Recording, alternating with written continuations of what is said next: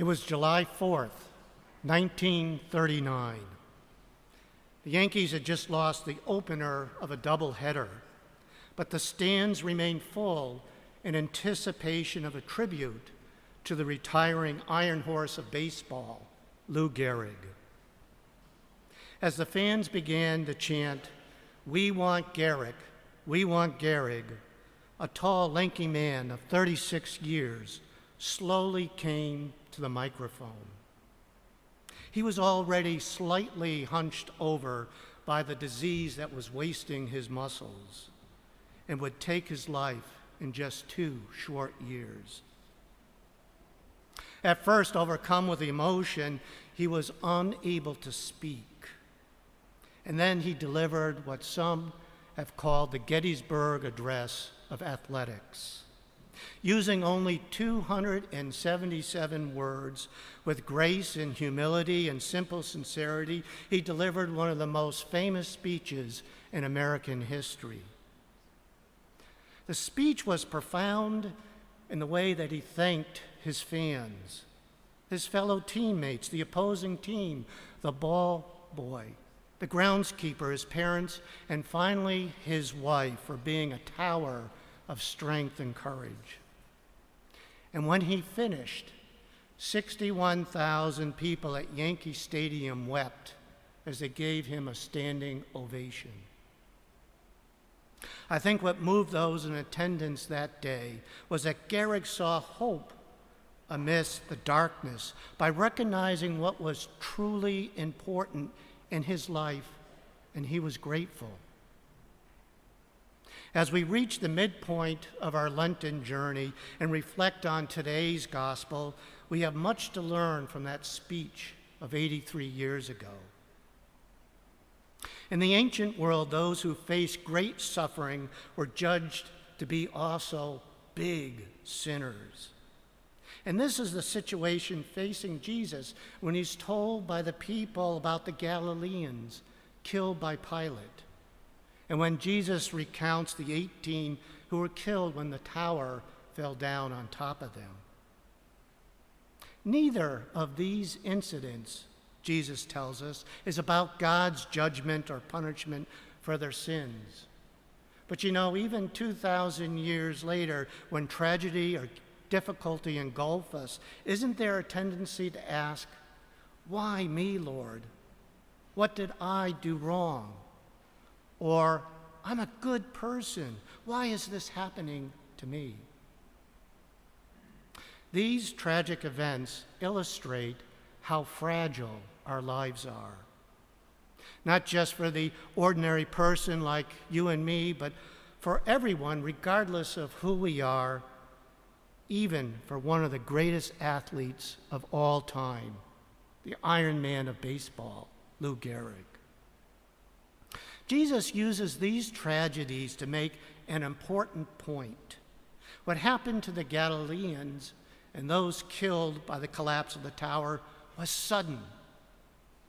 They didn't have time to prepare. And these things can happen to the good and to the bad. They are not God's punishment for sin. But there is an even greater issue that Jesus is addressing.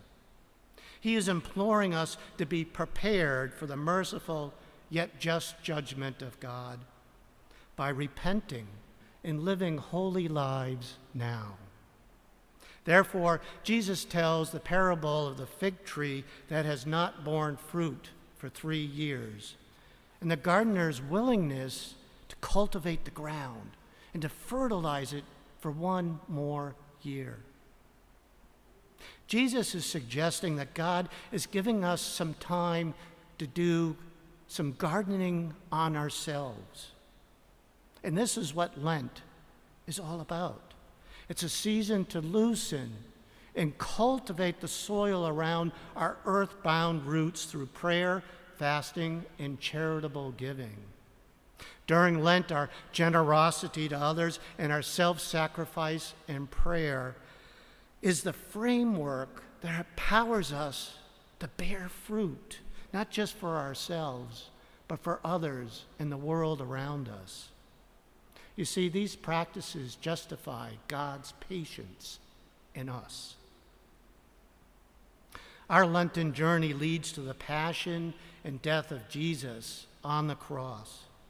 However, it's followed by the great joy of his resurrection and our Easter celebration and new life. Lent invites us to draw closer to Christ and to conform our lives with his, and to seek and to encounter our merciful God.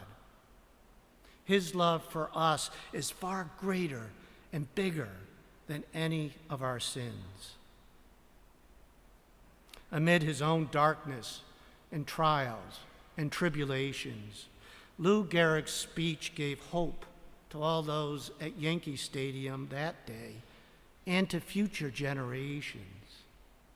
It is a model of gratitude and thankfulness. He closed his speech by saying, "I might have been given a bad break, but I've got an awful lot to live for." Lent is a penitential season that leads to Christ's death and contemplation of our own mortality. But it's also a season of grace in which we are given that opportunity to bear fruit and to renew ourselves. Our gospel today reminds us of the shortness of our lives and our dependence on God's grace. But there is hope. We have much to be thankful for. And we're more than just lucky. We are blessed. And we're grateful we have a kind and merciful God. And while Lent may seem like a long and difficult journey to travel, let us all look on the bright side. God always welcomes us back. Yes, indeed, we are blessed. God bless you.